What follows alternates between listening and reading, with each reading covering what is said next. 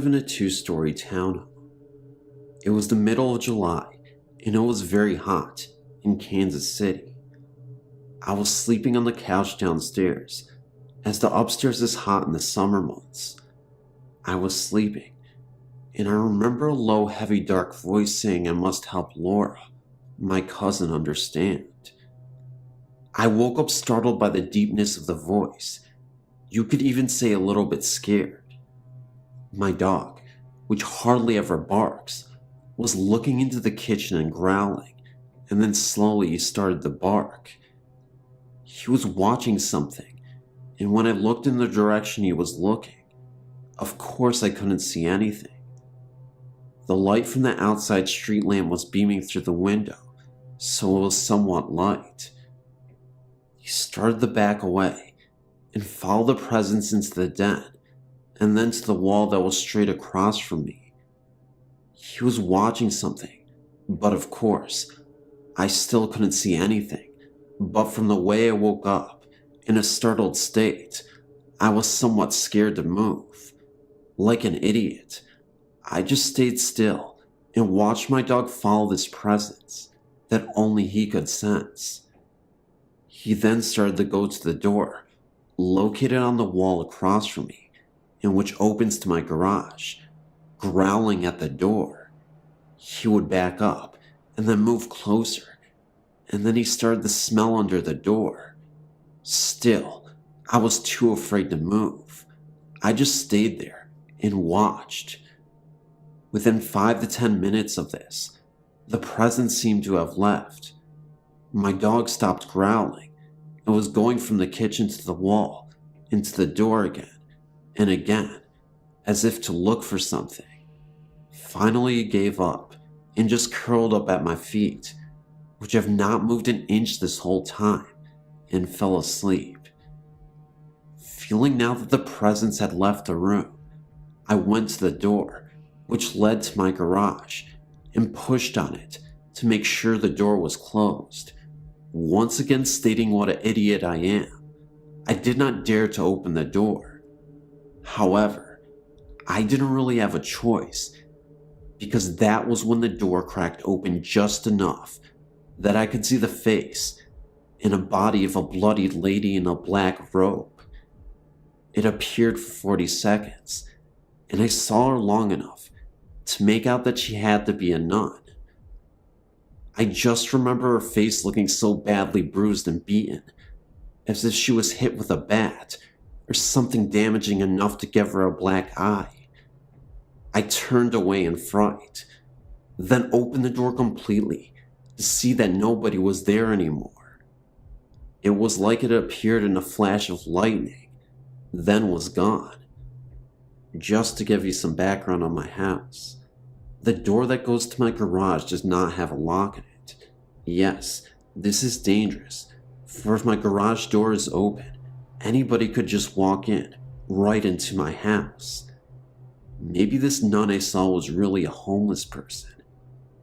Maybe it was someone who was trying to rob the house, but since they saw me, they fled. Nothing was stolen. Everything was in one piece. Feeling somewhat safe that the presence had left, I joined my dog and soon fell asleep. In the morning I awoke, went upstairs to take a shower, and dressed for work. When I came downstairs, I gathered up all my things and opened the door, which leads to my garage, and stood there in total amazement. My garage door was wide open. I left the door open all night and morning. I truly feel my spirit guide was trying to warn me, and I was too stupid and too afraid to listen to him. As I drove to work, I thanked him for trying to warn me, and I promised to try and listen more carefully next time. The reality sank in that I could have been robbed or beaten. Yes, today I'm buying a chain lock for that door and installing it right away. In hindsight, I wish I would have been more accepting of the events that were happening to me. If this has taught me anything, it's to stop, slow down, and listen to the ones who are trying to help me.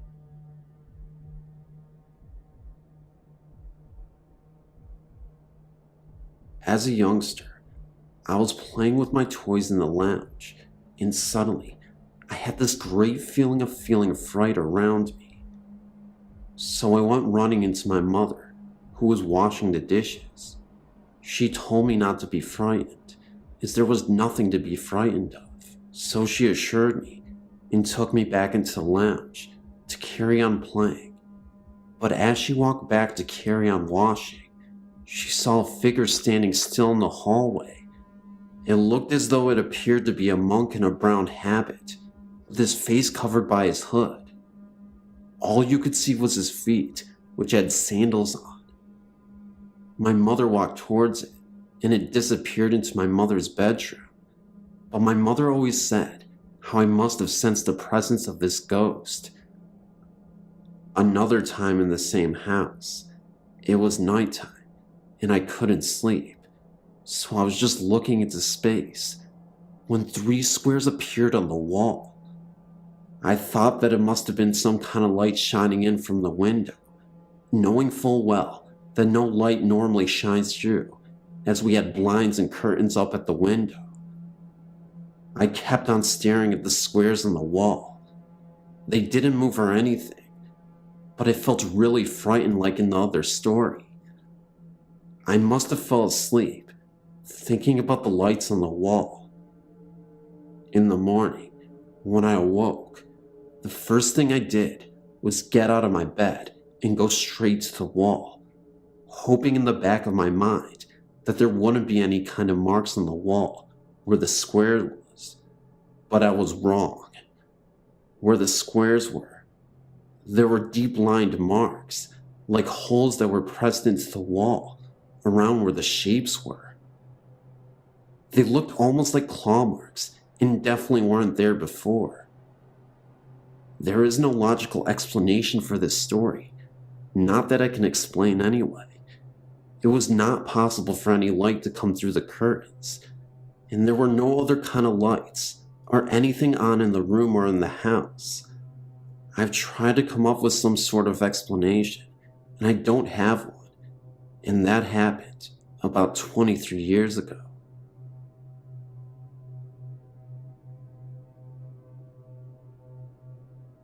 I've had some strange and incredible experiences over the years. Just posted one in the last batch. Some of them I haven't sorted out how to share yet, but the following experiences are pretty strange. My roommate and I were living in a Seattle neighborhood called Capitol Hill. Our apartment building, the Ben Lamont, was built in 1910, and my apartment overlooked a little park area with a long retaining wall in the back. One night, I must have fallen into a deep sleep as soon as I went to bed. When I woke up the next day, I immediately told my roommate about a disturbing dream, that a menacing, sinister black figure had climbed out of a hole in the ground, right against the retaining wall.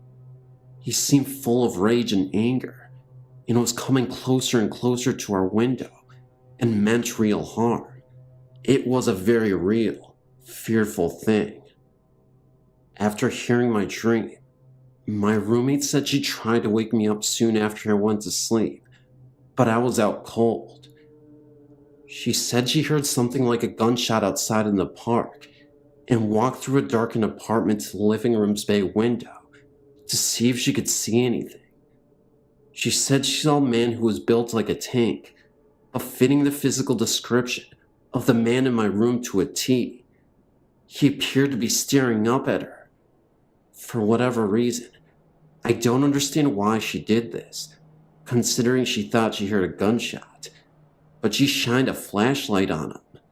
When she did, she could no longer see him.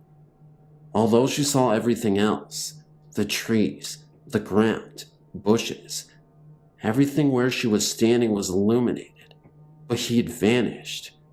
When she covered the light, there he was again. I guess she did this a few times until he really vanished. Very, very strange.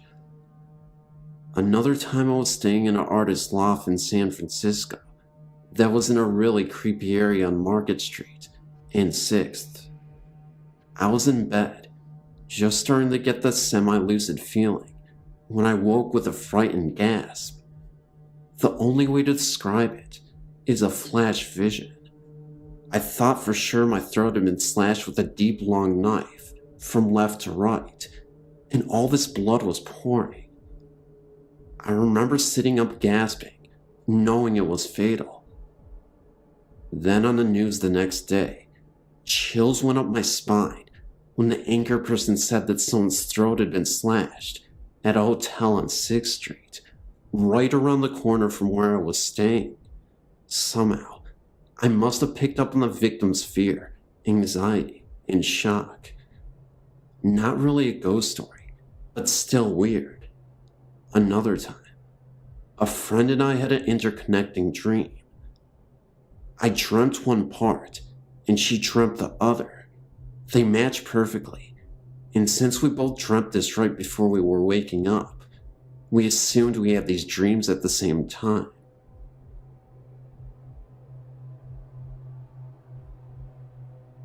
I think I was about 7 when I first started seeing things in my house and around my neighborhood.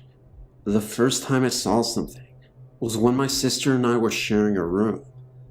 I knew that I always felt something in the room, but I never saw anything, so I really paid no mind. Then one day, while I was sitting in my room, I looked up and saw an image by my door. I don't know exactly what it was, but I know that I was scared. Over the next couple of days, I would hear things in my room, like people walking, the doorknob would jiggle, and things would just tip over. When I talked to my mom about these things, she told me not to be scared of them, just tell them to go away. The next night, I was sitting on my bed, and I heard somebody walking around. I did what my mom told me, and told it to go away. It didn't work. The sound became closer, and an image began to appear. At first I was kind of scared, but when I saw what the image was, I wasn't so scared anymore.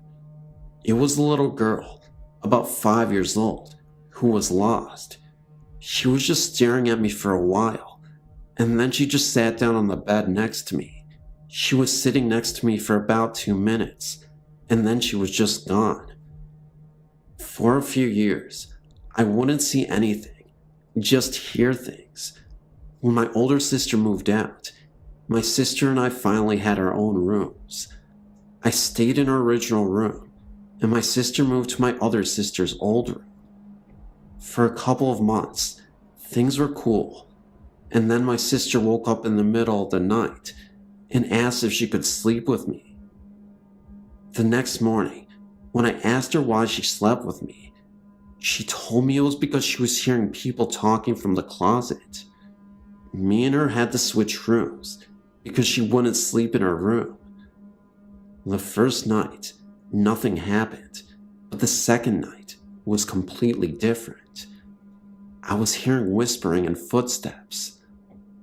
At first, I thought I was scaring myself, but when I heard someone ask why my sister and I switched rooms, I knew I wasn't imagining it. At first, everyone thought I was making it up, but when I told my grandma about it, she looked at me as if she were surprised. She told me that I wasn't the only one in the family to be able to hear and see things. It was something that actually ran in my family. After that, things started happening more. People would talk to me. I would feel them touch my arm, face, or even feet when I was sleeping. And sometimes, I could feel someone sitting at the end of my bed. I think when I really got scared was when I decided to sleep with my light on so nothing would bother me. But when someone said turn the light off, that was it. I ran to my mom's room and fell asleep on the edge of her bed. That was the last time anything happened to me for about a year. I thought it was just something I went through, but when I turned 14, it got bad. Not only was I seeing things at home, but I was seeing them outside occasionally. I learned not to say anything, because when I would, people would just laugh at me.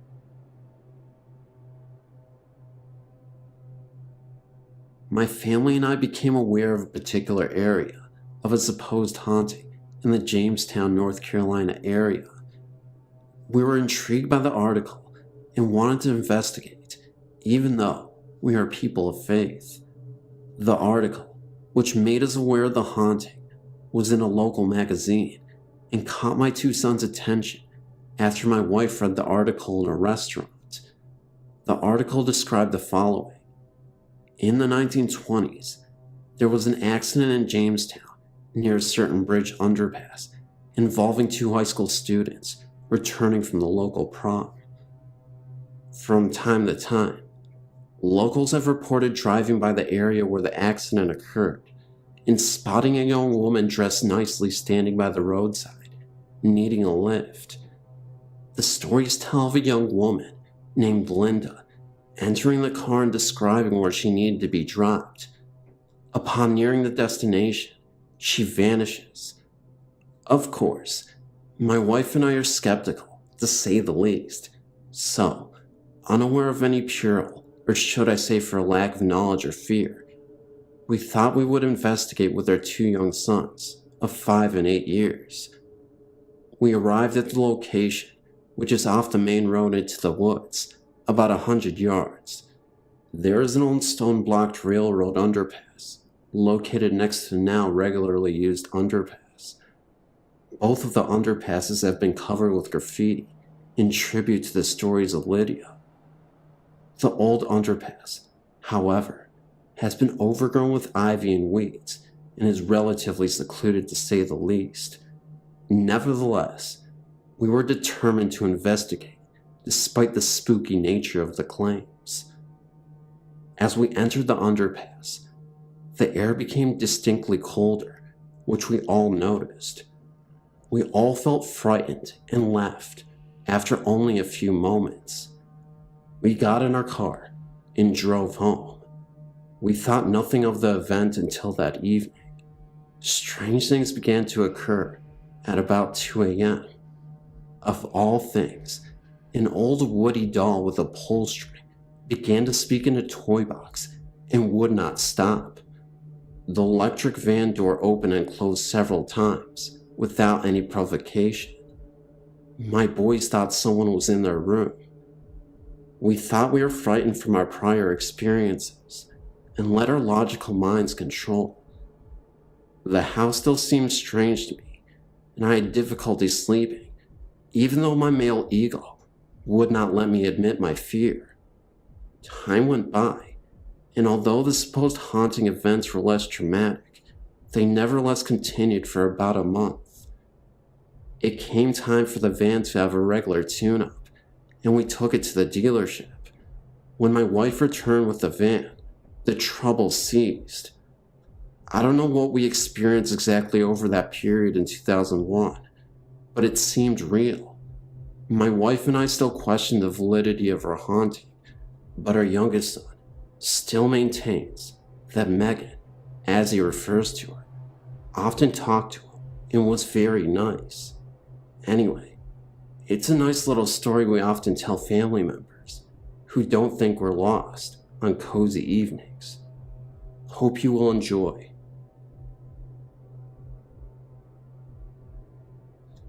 I used to work at this daycare center that only stayed in business for 2 years. The building that we worked in had many owners and many businesses, but never stayed in business for longer than 2 years. Usually, bankruptcy would follow. Anyway, I had worked there for about a year and had always been scared of the back of the building. There was a long dark corridor that always gave me the chills, and I always felt like I was being watched. I had the early morning shift, so I had to be there at 6:30 and get ready for the kids to arrive. One morning, I had an infant who was only 4 months old and was asleep at the time of the incident. We were in our room, and I was writing out papers for the rest of the day when I saw a toy out of the corner of my eye being thrown across the room. I didn't think anything of it and played it off as my imagination until a week later when another coworker told me what happened to her. She was in the sleep room changing a child's diaper when she looked right and saw a little girl standing there staring at her. She looked back at the child she was changing and back, and the little girl had vanished. There were no children besides the one she was changing in the room with her. It freaked her out, and when she told me, freaked me out, because then I realized that the toy that I saw thrown across the room wasn't my imagination. Neither one of us had another experience, but those two were enough for us. I was a staff assistant in my sophomore year at St. Michael's. What this meant was basically, I watched the doors coming into one of the dorms to make sure that the only people coming in were the residents. I sat at a desk from 11 p.m. to 4 a.m. a couple of nights a week. One night, I was making the rounds from floor to floor to make sure all was relatively quiet. I got to the top floor of the building, and that is, of course, when the proverbial strange things started to happen. I began walking down the hall, and I heard the wind howling through the recycling room on the floor. It had been a quiet night weather-wise, so this was a little odd. I passed it off as some random New England weather patterns and continued to walk on.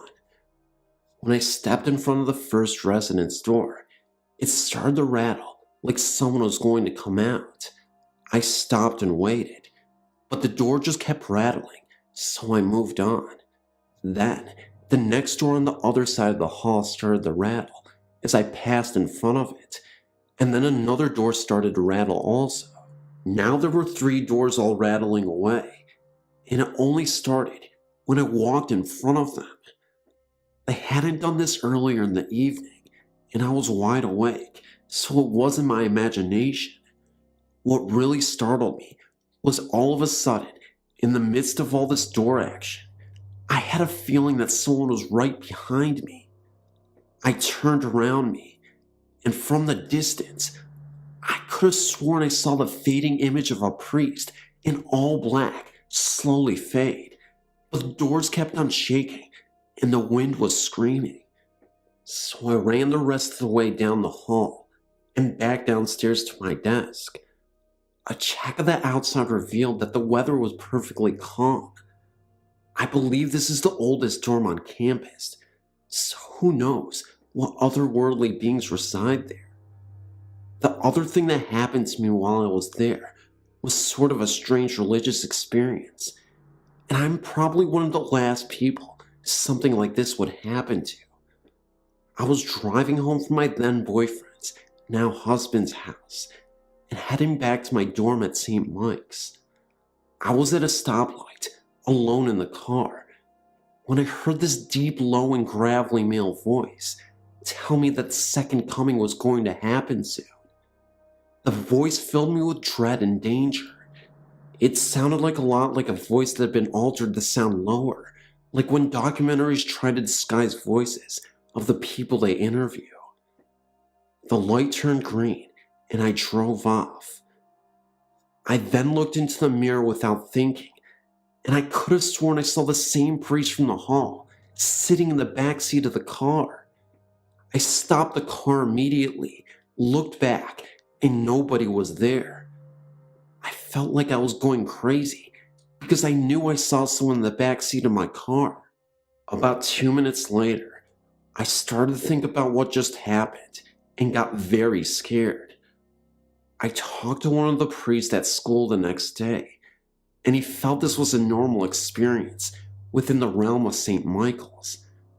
Partially because it was getting near Christmas time, and partially because he felt the campus was a center for both good and evil, the good being the chapel on campus, and the bad being the portal that was never shot in a boys' dormitory.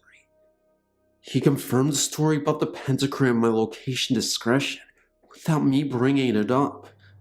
I've heard this godly voice once or twice since the original incident, but not to the degree that I heard that night. I once heard of an experience my boyfriend had in that same chapel.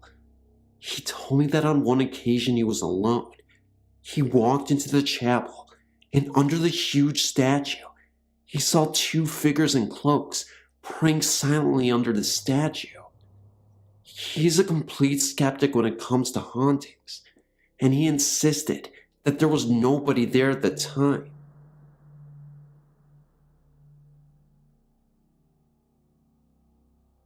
When I was 7 years old, my parents, my sister, and I lived in a home that was a one-story house that sat way back from the street. My aunt used to babysit us when my parents were away at work.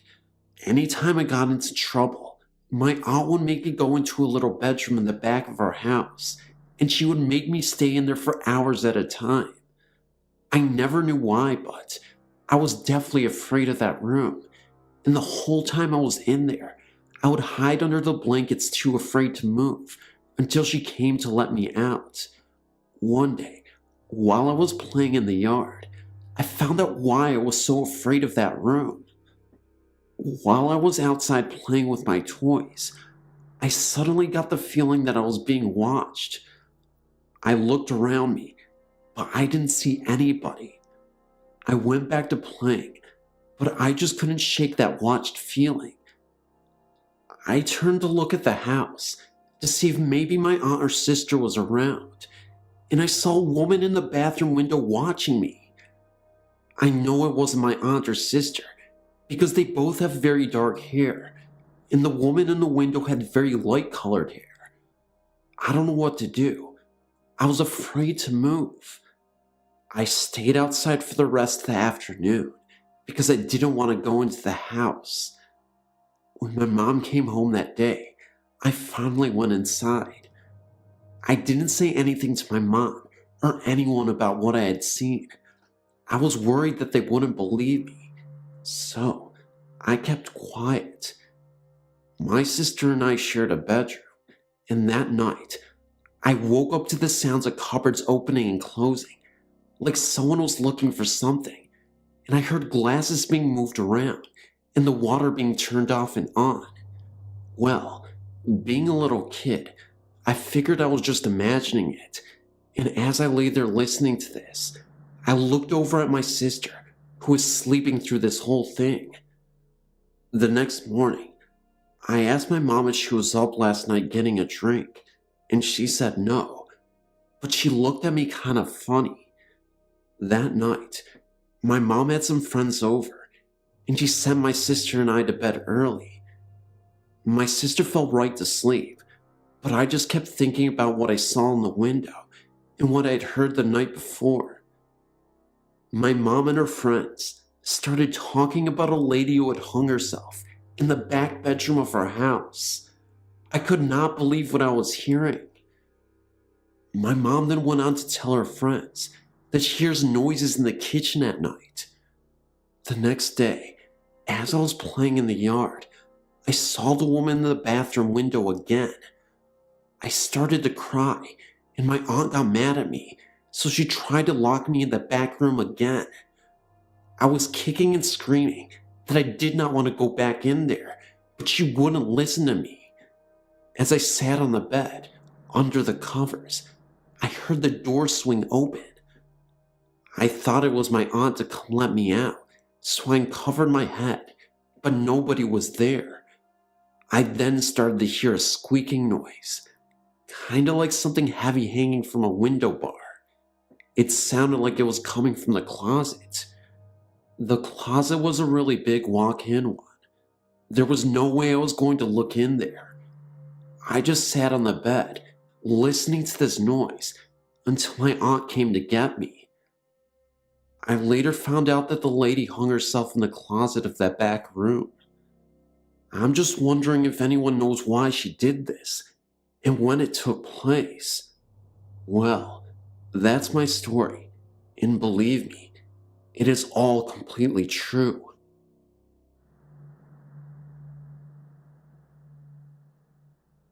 I'm an identical twin, and often because of this, Most people ask us if we share experiences.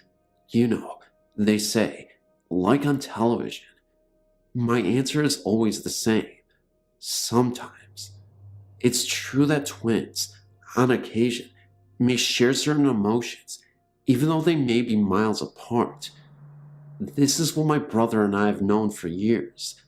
But everything changed when my brother and his wife and 2 children moved into my late grandfather's home in Norristown, Pennsylvania. The history of the house is nothing spectacular. The only event of any importance occurred when my grandfather, who had been diagnosed with colon cancer in 1987, decided to spend his final days at home before the cancer took him. He died in a hospital bed, which had been set up in the living room of his house later that year, and from that point forward, various members have lived in the house without any strange occurrences or bump in the night, until my brother Peter and his family moved in. The first week in their new home, my brother was excited as ever about living in such a large home compared to the meager apartment he and his family had been sharing for the past 2 years. Given the history of the house, i.e., my grandfather dying there, didn't bother him one bit, since he was the last person who believed in such tales. Then, about 2 months after moving in, he decided to clean out the basement to make room for his music equipment. He is a part-time musician, and a new washer and dryer my father had bought them as a Christmas present. While digging through the accumulated junk of a half a century, he happened upon a small Bible. Inside the front cover was an inscription denoting the Bible as a gift to my grandfather from my great-grandmother in 1906. He took it upstairs and laid it out on one of the coffee tables so that other family members visiting could see it when they visited. Remember that I had yet to hear of this find, since it only had occurred that day, but that night I had one of the most terrifying nightmares I could ever remember. I dreamt I was standing on the landing, overlooking the living room of my brother's house in Norristown, Pennsylvania, but something was wrong. Having visited the house many times in the past, I vividly remember the layout of how it used to look when I was a child, but in my dream, I remember seeing an end table, which was never there before, on which a book was placed. I was drawn to it for some reason.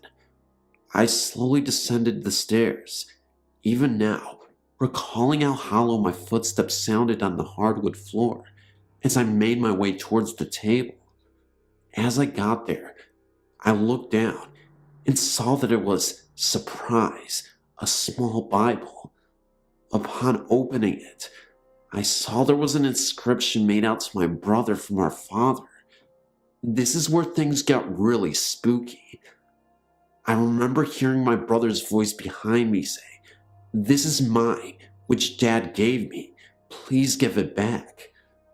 I was too terrified to look around, because even though it sounded like my brother, there was something otherworldly about the whole thing. I finally succumbed to curiosity and turned around. This was, of course, when I woke up screaming something. I don't remember what. I startled my wife, who was then yelling at me to keep it down. The neighbors will think we're fighting or something.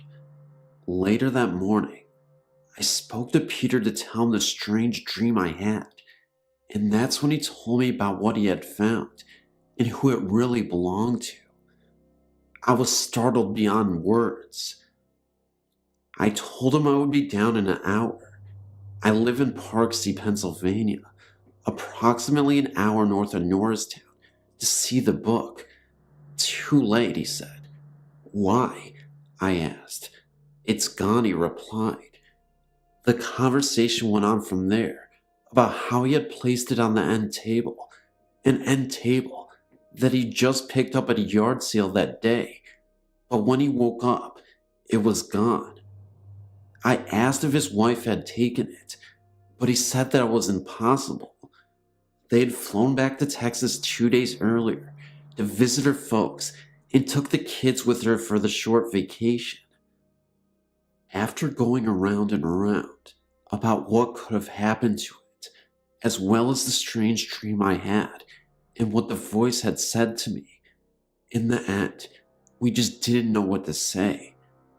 I guess it was one of those things that will never really be explained. 2 weeks later, his wife and 2 children arrived back home and were in the process of unpacking when she went down to the basement to see how the cleanup had gone. That's when she asked him about the small Bible. What Bible? He asked his wife. Oh, the one in the basement near the keyboard you put there. Looking confused, I'm sure, my brother ran down to the basement, and sure enough, there it was on the door, right where he had originally found it. Picking it up, he read the inside cover again, only this time, there was no inscription at all. Did he imagine the writing to begin with? Did my weird dream that night have anything to do with it disappearing again? I don't know. Neither does Peter, but there's definitely activity in that basement, because what I saw next in the basement a few days later almost explains some things, although it was incredibly scary. I had another bizarre dream. I ended up going back to the basement to retrieve the Bible, only this time there was a red humanoid-looking creature sitting on a chair reading a book. He had horns protruding from his head, and he looked like an ape crossed with Bigfoot. His face very human-looking at the same time. Frozen in shock, I approached him. He pointed to the book, and there was an image of a car on fire. I woke up in a cold sweat and screamed. A few days later, I got a call from a guy who sounded like my grandfather.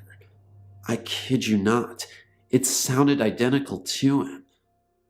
All this man said to me on the phone was, "Check on your father, something's wrong with him."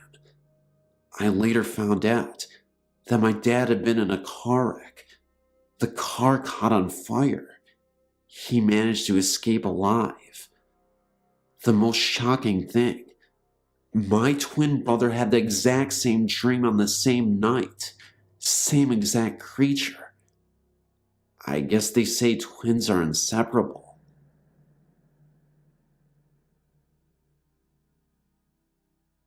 When I was younger, I had a terrifying experience with a ghost. I was fast asleep, and then I suddenly woke up. Something told me to wake up, and I just did. I looked at the clock, and it said somewhere around 3:28 a.m. I turned my head slightly to the left, and I saw this girl. I would say that she was in her early teens. She looked very blurry, but she had a blue hue, and yet clear at the same time. She was moving in slow motion. It seemed like she was underwater, or something. She had a long nightgown, and it was blowing very slowly. She was holding a short candlestick, and her hair was long reddish brown color. She looked at me, and then I looked back at her. I was surprisingly calm. I got up to tell my mom what I had seen. The next morning, I woke up and I asked my mom if she saw the lady, and she said, "What lady?" Could this have all been a dream? I'm not entirely sure. I've been deeply confused about this ever since.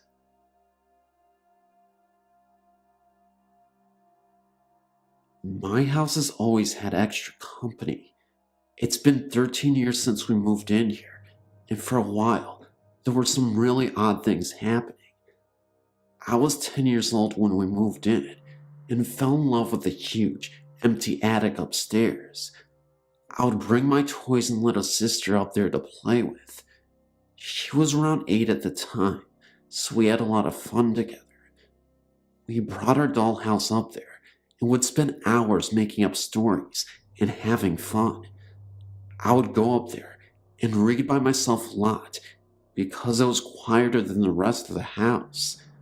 Nothing out of the ordinary ever happened while my sister and I played up there, and I felt very comfortable. In the far end of the room were little racks where clothing must have hung before. One day, I was up there alone playing when I discovered this old-fashioned looking gold purse with a painting of a deer and a medal on it, and being a lover of old things, I was psyched. I brought it to my mother, and she said it looked like a pocketbook from the 1920s that her grandmother used to have, sort of a flapper type style. We hung the pocketbook in the back of the closet to keep it out of harm's way. About a year later, my father and a friend of his transformed my attic playroom into a bedroom for both me and my sister. My father had left a quarter of the room where the pocketbook had been found alone, and put up a wall and a door separating the rest of the bedroom from that area. My sister did not like her bed being up against the wall of the back room. Then, what I felt next was unexpected and unbelievable. I was laying there with my eyes open, frozen with fear. I felt as if someone was watching me, but I was afraid to move. I'd never felt like this before. I was never afraid of the dark as a child. My sister said, "Can I please come over and sleep with you?"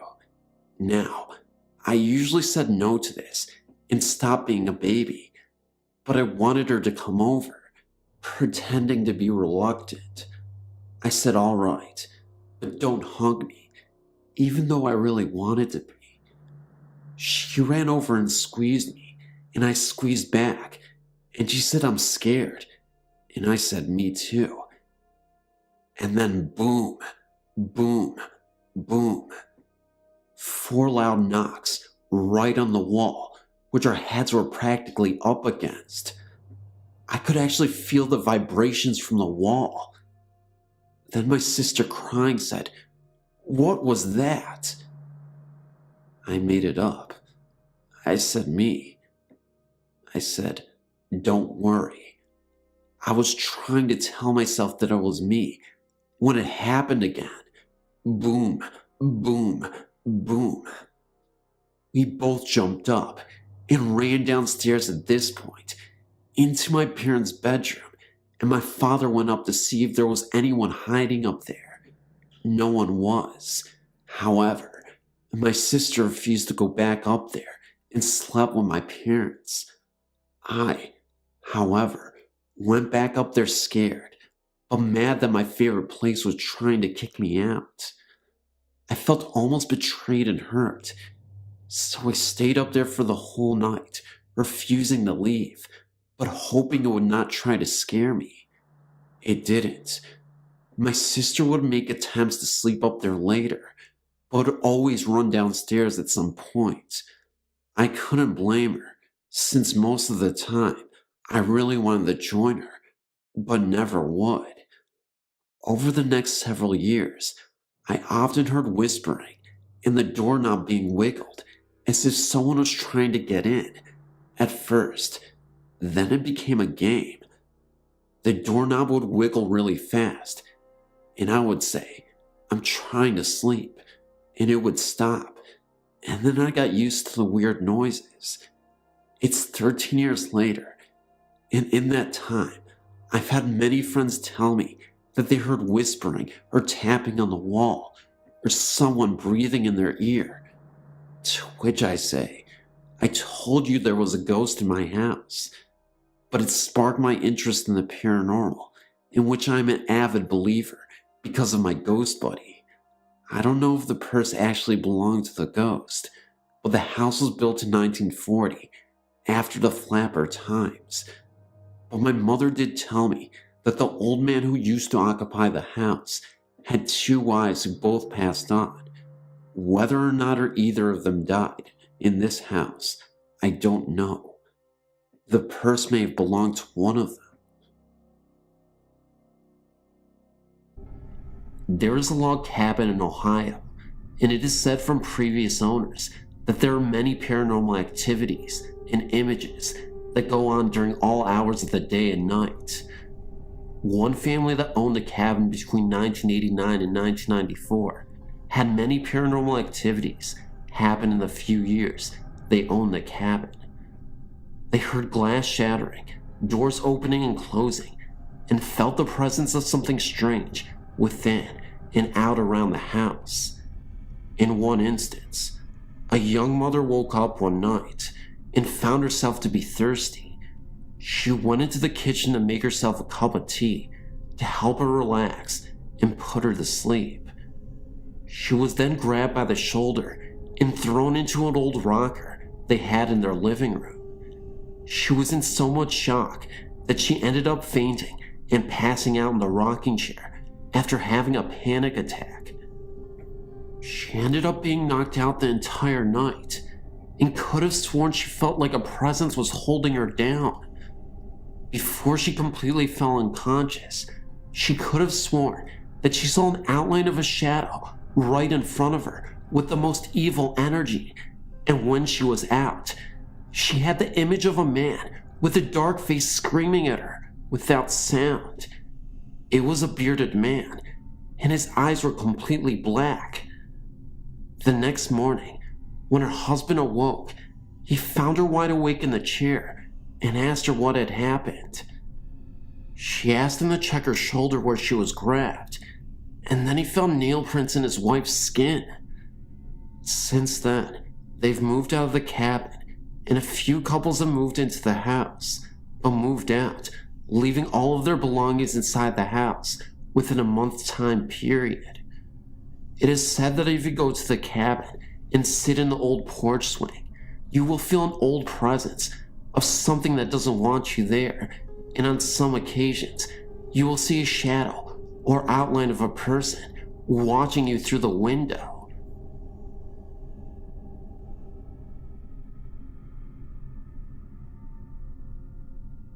I want to share an experience I had when I was a child.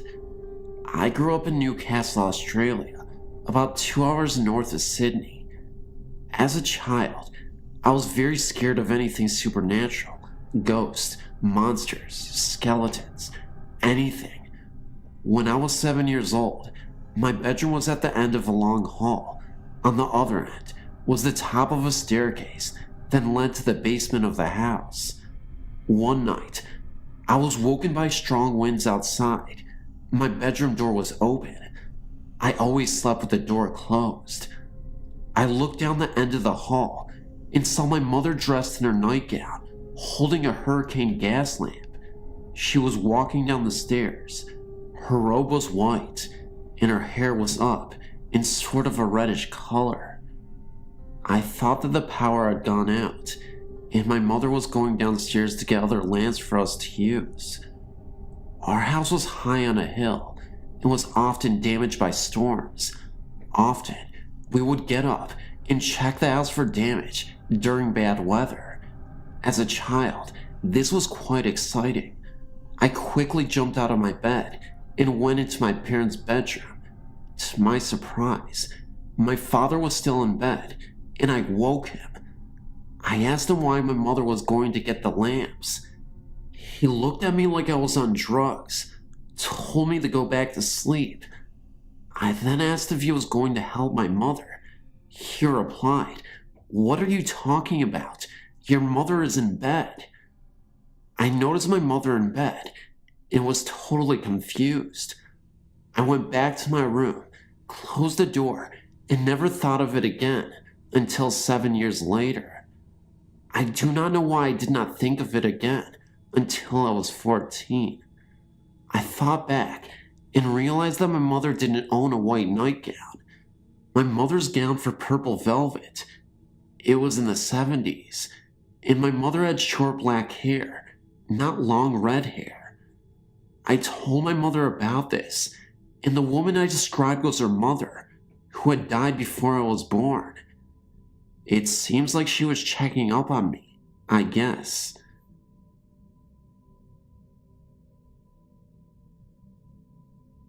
I thought my experience was a unique event, but after reading these stories, I realized that it's a common occurrence. I started to see a girl whom I worked with, and it became a fairly turbulent relationship.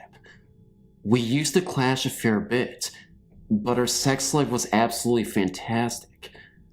She lived in an older house that was converted into 4 apartments. The apartment she lived in was on the ground floor.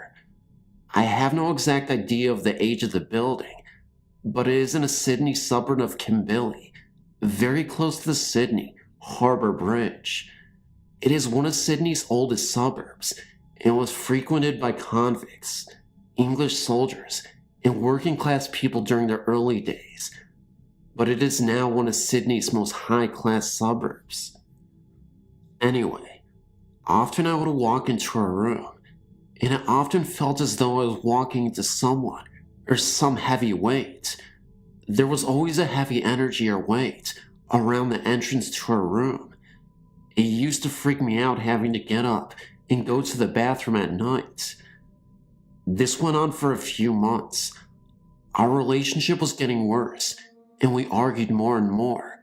One night, we were lying in bed together, both on our backs. We were not arguing, but the conversation was intense, and I was upset with her. We settled down after a few minutes, and things were fine. Suddenly, I felt an urge to leave, get out of there and run. I told her that I have to get out of here and go home. I lived over an hour away. She was shocked and did not want me to leave. I then tried to get out of bed, but then I felt a very heavy pressure on my chest and shoulders. My girl was still lying still next to me and not moving. I asked her if she could feel the weight, and she said yes. We were being held down in the bed. It is a weird feeling like no one is touching you, but you can feel your body weight pushing down in the bed. The room was dark, but I could feel someone only an inch from my face. I stared hard and back, and without fear, I asked, "What is it that you want?" Then, I felt heat all over my face and head. My body became very light and calm. It felt like I was on the ceiling looking down. By this time, I was freaking out, but could still not move my body. My eyes closed hard, and I realized I was being shown something. I could see 2 men sitting in a basement around a furnace. They were cold and wet and appeared to be dock workers. I could not see the face of the one standing up, but the other guy sitting down looked straight at me. He looked really pissed off, not with me, but I think he hated his life or time. He did not move his lips, but he did say to me, "How dare you judge me? You have no idea what my time was like, and you knew nothing of my circumstance." I had to work with this guy. He's a troublemaker. I then looked down, and that man had an iron fire poker next to him. He used it to thump some bloke to death. That person that was killed is the person or spirit that held me down and made me stay. He was only young when he was killed, 20 or so. He had difficulty with his workmates and did not fit in. There seems to have been some collusion or trouble with his work on the Sydney docks.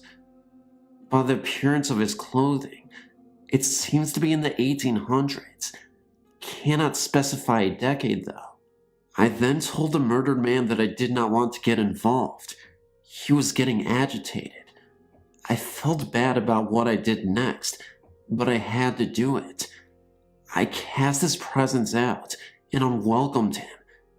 I used prayer and holy strength to disconnect from him. The weight instantly lifted, and the whole thing separated from me.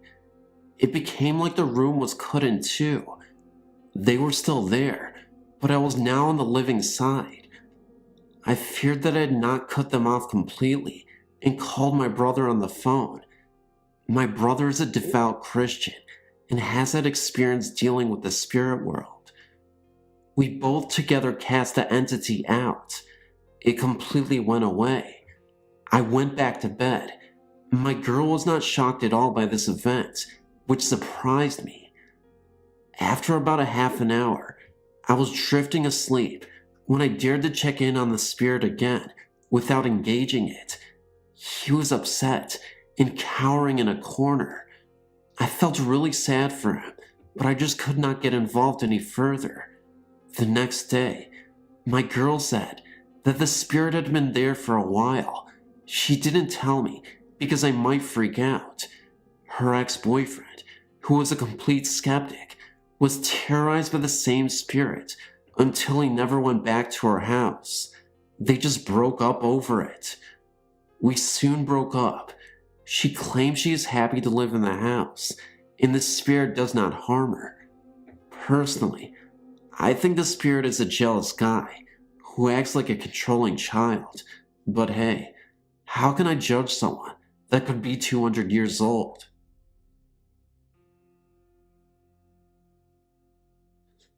In 1986, I was a sophomore at Berea College in Berea, Kentucky, and lived in Pearson's female dormitory on the first floor.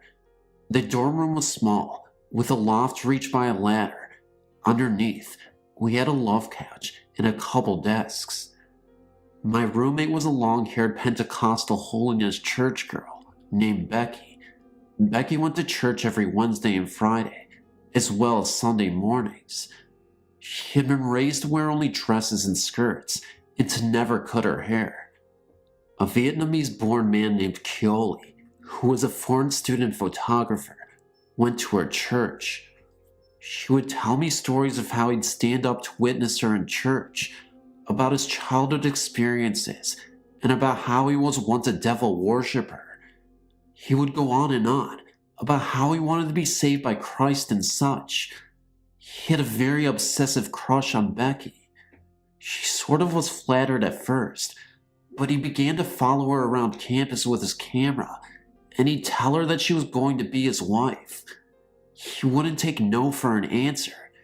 She began to avoid him, and eventually became frightened. This guy was stalking her big time.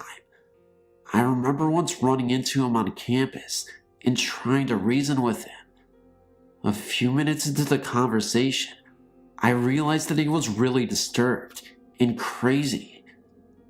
There was not a rational way to tell him he would understand that Becky didn't want him. She eventually told a school counselor, and the campus security was alerted to the stalking problem. He wasn't allowed around our dorm. She also avoided church for a while, until she heard he'd stopped going.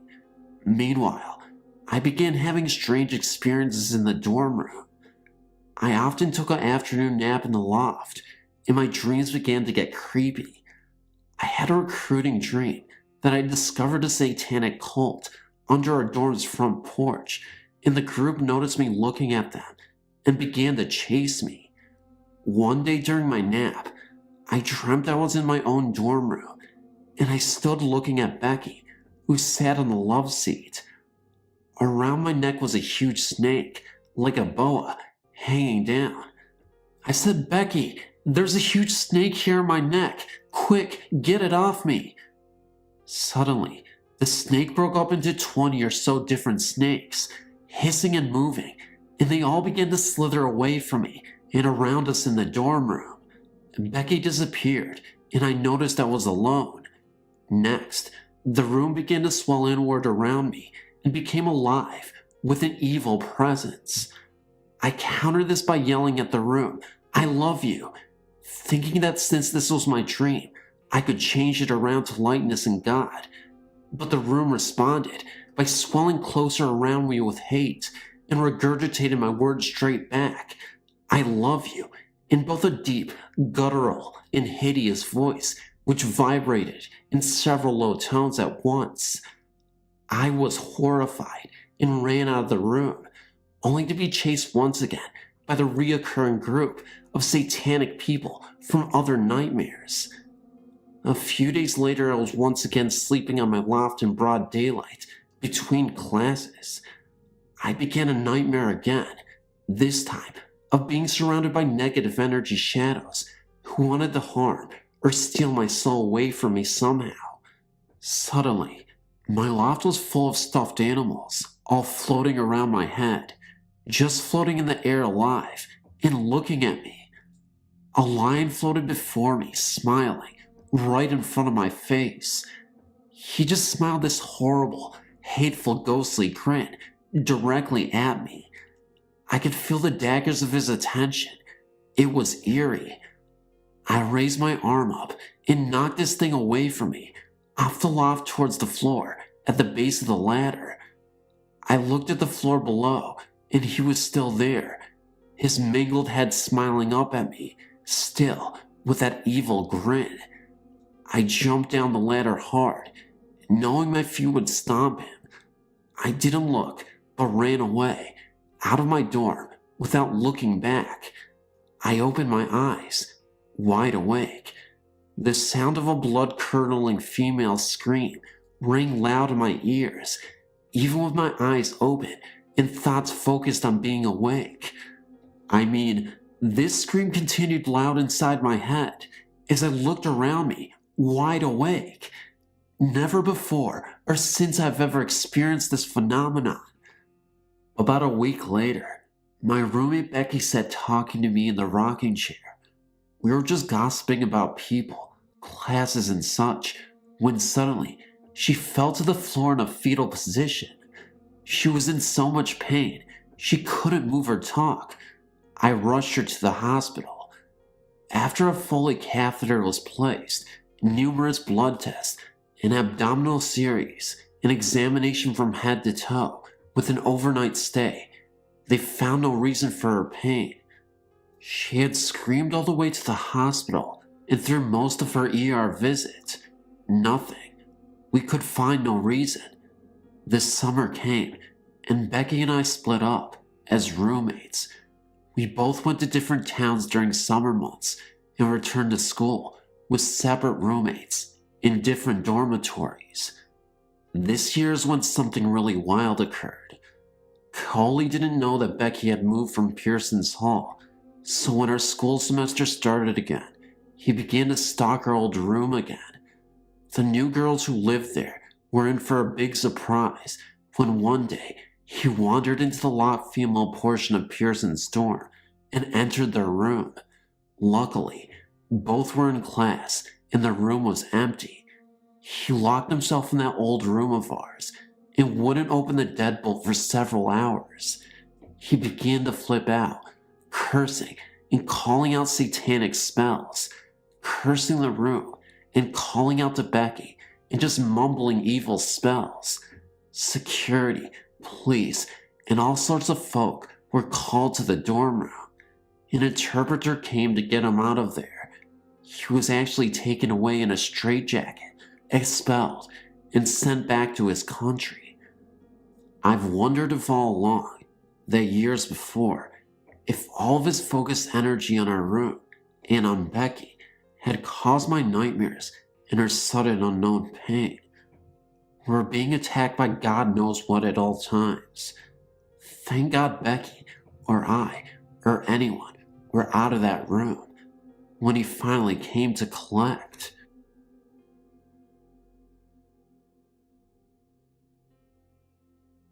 My mother and I used to live in this old house. We always heard dogs howling in the basement, and we heard stuff moving around in this room where this couple, an old lady and her husband, were murdered in. A few months after we moved in, we found out that the couple's dog were murdered too. We thought that nothing weird would happen because we haven't encountered that much stuff yet. My mother went to work at 5:30 in the morning every day. One day, she was like, "Am I that loud in the morning that I woke you up?" I did not know what she was talking about. She never woke me up. She said, "Then why is it every morning you wake up to wave me goodbye?" I said, "Mom, I don't know. I never wake up in the morning. So the next day, when she got in her car, she saw someone waving to her in the window. So she pulled up to the window so she could get a better look at the person. Then, she saw an old man with a long beard wearing overalls with a plaid shirt under. She jumped out of the car and ran as fast as she could to the kitchen, and she flew open the door. But when she looked at the window, nobody was there. She looked in my room, and I was sound asleep. I have 2 more experiences to tell you. We had this dog named Scooby-Loo. She was a big dog, so she panted a lot. One day, me and my mother were in my room talking. Then, my mother said, "Why is Scooby panting so loud?" I said, "I don't hear anything." So she looked behind her because she thought Scooby was right behind her, but she wasn't. So we looked everywhere in the house, but we could still hear panting. We couldn't find Scooby. Then I looked outside. Scooby was out in the field about a half a mile away. One night, I was awakened by a weird noise. When I opened my eyes, I saw an old lady with white hair, dressed in all white. The weird thing about her was, she had fresh blood all over her. She had stab wounds all over her. She told me not to go in the basement room. I was always afraid to go into the basement anyway, but I still had the urge to do so after everything that had previously happened. So, that's exactly what I did. I ended up going to the basement, and when I opened the door, there was a foul smell. It smelled a lot like rotten eggs. I ended up going down there, and what I saw horrified me. I had a flashlight because the light wouldn't turn on, and I shined a light at the walls. There was blood all over the walls, and there were scratch marks on the basement door. As I headed back up, I ran to my mom and told her what I had seen. She calmed me down and insisted that what I saw was ridiculous. So we both went down there. The light started working again, and there wasn't blood on the walls or scratch marks. I thought I had been going crazy, but as the years went along, I was able to conclude that it was indeed real, and that was a ghostly experience.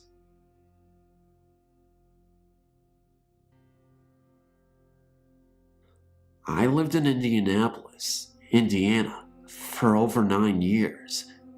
We moved because we couldn't take the hauntings anymore.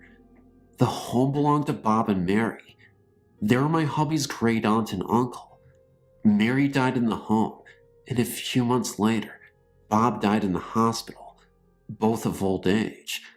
The only thing was, they never actually left the home. We bought the home through the estate. The home was in desperate need of renovating. For the first 5 years we lived there, we did all of the renovations. Needless to say, all hell broke loose. In the room where Mary died, it was always cold, freezing cold. Though the room was small, it had 2 large windows, but never seemed to let much light in. On the door, in the wood grain, a face could be visibly seen of a man screaming. Also, a skeleton's head could be seen at night on the door. One night, my oldest son, who was 7 at the time, started screaming and running out of that room. He told me he saw a shadow inside of his room walk past both of the windows. He thought a burglar broke into his room. The TV and VCR would go off and on by themselves, even when we unplugged them. I watched my dish drainer in the kitchen go flying up into the air and land on the floor, breaking some dishes. I watched birthday cards that were set on top of an antique china cabinet fall to the ground. The only strange thing about this was that only every other one fell, not all of them. Our dog would constantly bark into the air for no reason. Our cat's hair would stand up, and it would start hissing and growling at nothing. Our son's remote-controlled cars would play by themselves. Things would go flying across the room. One day, when Mary's sister died, at the time she died, all of our doors in our house slammed shut.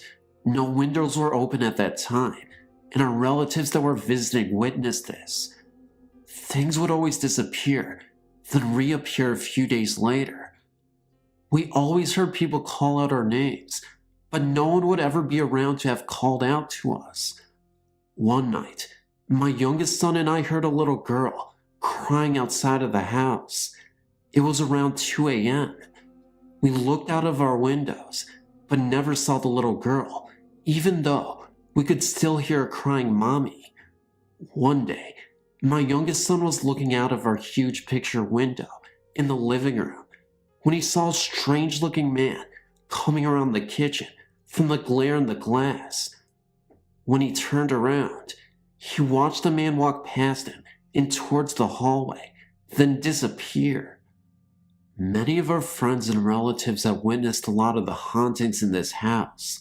At one point, one of my friends went running from the house and about broke her neck falling over the dog laying on the front porch. When we moved from that home, we vowed to never return. I'm sure Bob and Mary are still haunting the place. They didn't like kids because they never had any, and they didn't get along well with any of the neighbors. I can just see why they were trying to run us out. Growing up in rural Michigan, I had several what the heck was that experiences. Most were minor, a moving shadow or an uneasy feeling, but one stands out. I was 8 to 10 years old in the mid-80s, and my family had just returned from a vacation. When we got out of the car, my dad headed to the mailbox, my mom to her garden, and I lugged my suitcase inside the house. All of the windows were shut, and I pulled the garage door closed behind me. Walking through the house, I passed the bay window, from which I could see my dad still on the road, and my mom picking some vegetables. The house was silent, except for my footsteps on the carpet. I walked into my room and put my suitcase down in the corner. I heard a male voice laughing behind me, maybe in the doorway 8 feet away. It was a hearty laugh, loud and clear.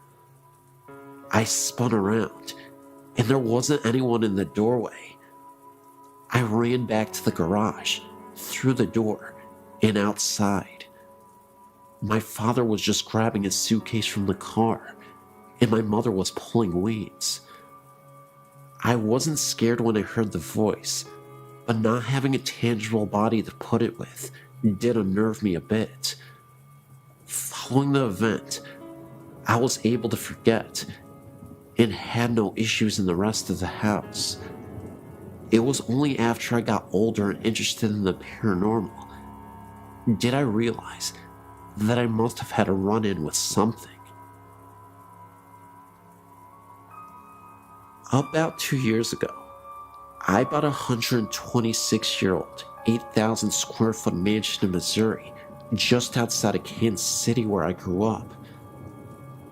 My mother had owned and lived in the house for the previous 15 years, slowly maintaining it.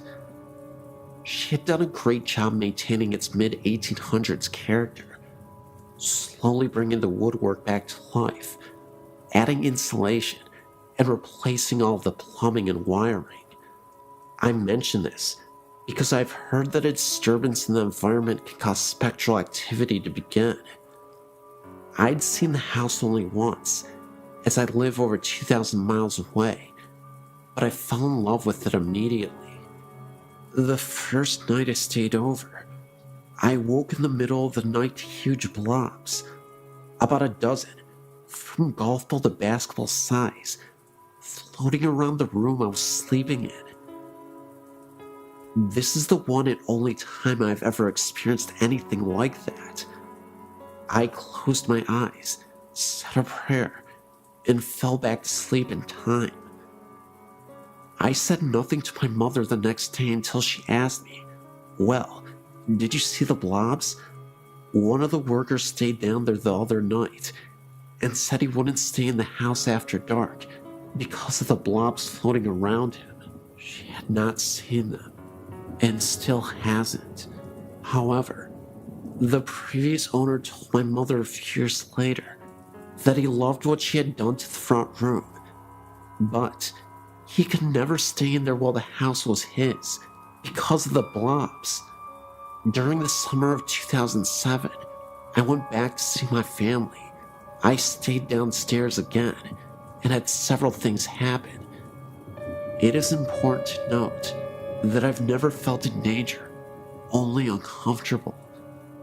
My mom and her boyfriend went upstairs to go to bed. I stayed downstairs in the first floor master suite. For the next 45 minutes, the heavy footsteps above my head were attributed to the two of them settling in for the night. Finally, I decided I would go up and find out what was going on. The entire upstairs was dark and still. They were both lying in bed. I returned to my bedroom to hear the continued walking above me. So, I went out on the living room to sleep on the couch. The walking continued above me, although there is only one attic above that living room. I could also hear a distant, quiet talk between a man and a woman, but I couldn't make out what they were saying, and it seemed to always be somewhere else from where I was. The next morning, I decided maybe I would have a chat with myself out loud, and if anyone else heard it, then maybe it would be for the better. I sat on the end of the bed. It was now daylight, so I felt comfortable to be in the bedroom again, and said that I was the new owner and the son of the woman they probably knew very well by now. I really liked the house and hoped to continue my mother's good work, but for now, I lived elsewhere. I also mentioned something that I don't suggest, but in this situation, I felt comfortable in doing so. I told them that they seemed to have been there a long time, and so long as they agreed to stay out of the bathroom while I was in there, we could get along just fine together. The following night was as quiet as it could be. I think their interest in me was satisfied. This past summer, 2008, was my third visit back. Absolutely nothing happened. I was ready, and nothing. Hey, that's fine with me. But one side note, my mother sat down to look at an album she had kept for all these years she had been doing the refurbishing. She was showing me the huge change in the house, from walls being ripped out and then rebuilt, and so on. In well over half of the pictures, there were huge light anomalies. There were smears, blobs, and strange twists of the image. I mentioned this to my mother, who looked right at me and said, "You know, I haven't taken a decent picture since I've lived in this house. I've owned one crappy camera after another. All the pictures look like this. I have to throw most of them away because they are no good." I just smiled. Right, Mom. Every digital and disposable camera she has ever had in the past 15 years has had the same problem.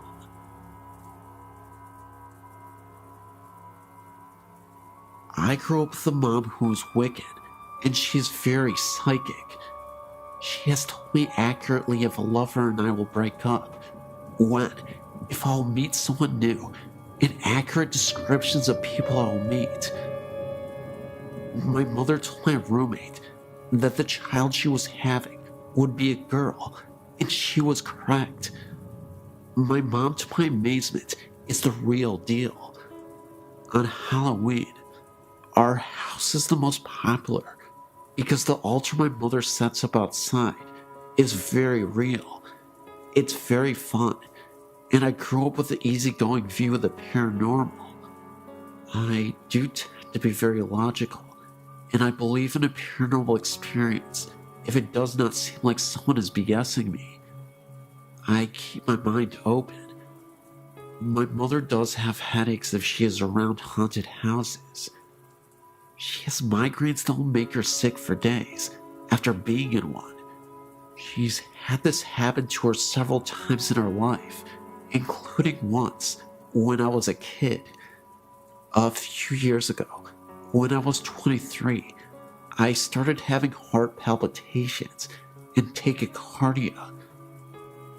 At one point, my heart rate went up to 181. I spent night after night in the emergency room, and I was recommended to a cardiologist. I went through that for several months before finally someone realized it was a sedative that I took that helped me sleep. The doctors took me off the sleep medication, and I soon found out that I had become dependent on sleep aids. At the same time, I had to get on a Greyhound bus for a 2-day trip to move back with my parents because of the health problems. If you've ever traveled on a Greyhound, you know it's really hard to sleep on it. I was sleep deprived. I was told that I was sleeping, but I didn't realize it. I wasn't sleeping through the night. I was exhausted. I was depressed, and I developed a phobia of the sound of a beating heart medication commercials, etc. In short, my mental health was suffering.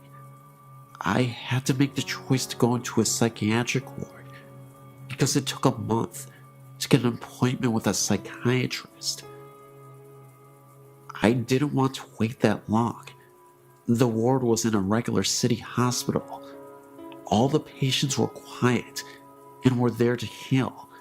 Nobody was dangerous. There were patients with bipolar and other types of mental illness, and nobody was dangerous. There are different levels of hospitals. This was a ward for anybody going through emotional difficulties. I started to sleep the first 2 days I was there. I was not dangerous, but they did have to give me something to sleep. I was having dreams in which in my bathroom, patients had bathrooms in their rooms. I could hear a woman crying and throwing up all night. It was horrible and nightmarish. I could never see her because in the dream, I was laying in bed. How can I describe this? Even though I was asleep and dreaming, it felt like I was aware of everything going on. It never sounded quiet. It sounded like patients were throwing fits, and that someone would go by my room and rap on the wall with a walker, and that poor woman threw up and cried. She sounded miserable. The ward was actually always quiet. Nobody threw fits at night. My mom had taught me how to interpret dreams. I figured mine showed my anxieties. I'd been through hell. I wanted to sleep, and I never gave one thought to the idea that the place was haunted or had residual hauntings. I had greater concerns at the time. However, my mom came to pick me up, and she refused to enter the ward. I didn't think anything of that either. We were driving home, and she asked me how I had slept, and if I did at all. I told her about the nightmares, and how I was completely loud, and I was still very exhausted. My mother was shocked, and it showed on her face. She said, "Sarah, those were not just dreams. This psychiatric ward, used to be a cancer ward. I was getting a migraine because there are patients who have not moved on. Wow, that shocked me. I never heard doctors mention that I had been a cancer ward. The idea was never put into my head. Like I said, I wanted to sleep again and to feel happy. I was concerned for my health. I believe my mom. She's usually incredibly accurate about these kinds of things. I honestly have gotten tired of finding out if me and a potential lover are not going to work out. She's that accurate. However, I could not tell you if that ward was the former cancer ward. I simply don't know because none of the doctors ever mentioned it. I was sleep deprived and going through hell at the time. My emotional state could have been reflected in my dreams. However, if I've learned anything about the paranormal, is that it can be a very small world. The hospital in question is in Iowa. It is a regular city hospital with an emergency room, surgery room, etc. It is not a psychiatric hospital only. If a former nurse ever writes you, or even a former patient, I'm here to tell you that there may have been something to their experience. The ward in question is still open. This was a few years ago that I was there. This is just a quirky experience that I wanted to share.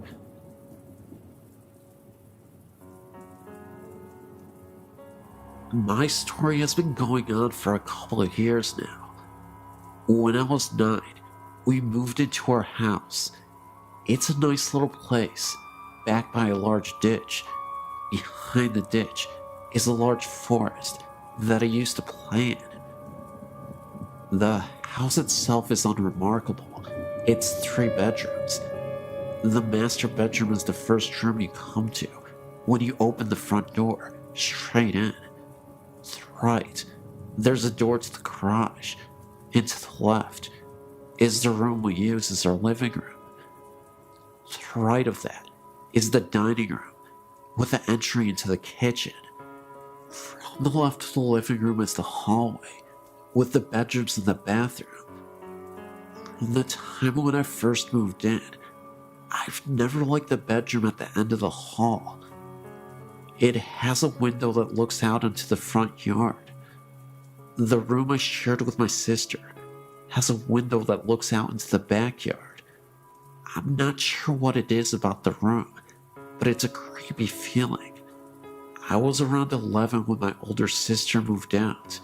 By that time, it had been a while since I'd gotten any creepy feelings in the second bedroom. I was pleased with the idea of having my own room. I moved my bed in there, got everything set up, and prepared for the grown-up life that I wanted. The first couple days were okay. I had strange nightmares about something coming in from the ditch, something I couldn't explain. Finally, after about a month after I'd been sleeping in the room, I woke up suddenly from one of those dreams. I laid there for a while, not really sure of what woke me up. Then, I realized that the music box my grandma had given me a year ago, it was on. The music box was shaped like a carousel horse and had a switch on the bottom of it that turned the music on. I sat up and took it down from the shelf above my head and turned the switch off. I figured that maybe my cat went up on the shelf and brushed against it. I laid back down to go to sleep. It was lying there that I first saw him. I don't know what made me look up into the doorway of my bedroom. At the time, I slept with the door open, but I did, and standing there was a man, clear as day. For a moment, I was sure that someone must have broken into the house. The light coming off the nightlight near the door, I saw that his mouth was moving quickly, and no sound was coming out. It was almost like he was screaming at me. He took a step forward and vanished. I slept in the living room that night. I finally got the nerve to sleep in my room again, after about a week of sleeping on the sofa. And that night, I had the same creepy nightmares and woke up to find a child's shape sitting on the end of my bed, staring at me. It vanished when I turned the light on. I ended up spending the next year sleeping on the floor in my sister's room because my mom wouldn't let me move my stuff in with her. I also couldn't change my room without getting the feeling of being watched. I would glance at the mirror, it's the type that sits on the dresser, and see a face staring at me, one that wasn't my own. My older sister finally moved back home, and I ended up back in the other bedroom with my sister. I thought that would make it go away, but I would sometimes see the man standing in the doorway late at night. He'd stand there staring at me, mouth moving, forming words I didn't understand. 3 years ago, some major changes happened. My oldest sister broke up with her husband, lost her house, and had to move in with my mom and dad, along with her 2 kids. My oldest sister had her boyfriend living in the house with her. The living arrangements were this: my 2 oldest sisters slept in one room, along with my youngest nephew, belonging to the first sister I talked about. My oldest sister's kids slept in the second bedroom with me, and my sister and her boyfriend had the living room. It was weird at first, but we all got used to it. The weird things had calmed down since I'd moved to the other bedroom, but it picked up again when my sister moved in. I was trying to get some sleep.